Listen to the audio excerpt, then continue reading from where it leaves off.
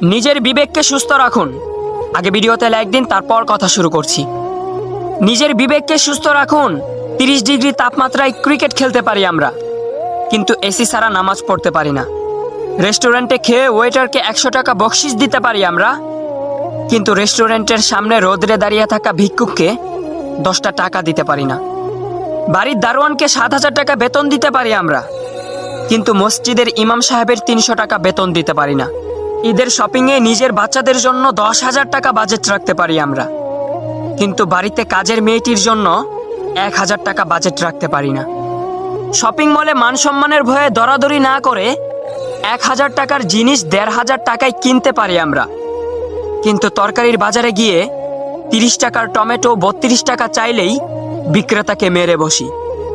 200 টাকার বাস ভাড়া 2,000 টাকা দিয়ে কার নিয়ে যেতে পারি আমরা, কিন্তু রিক্সাওয়ালা 10 টাকার ভাড়া 15 টাকা চাইলেই থাপ্পড় দিতে দেরি করি না।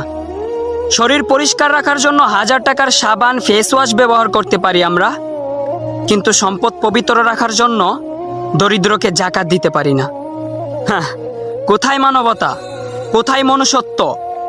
নিজের চিন্তাধারাকে পরিবর্তন করেন, দেখবেন সব কিছু পরিবর্তন হয়ে গেছে। আসসালামু আলাইকুম ওয়া রাহমাতুল্লাহি ওয়া বারাকাতুহু।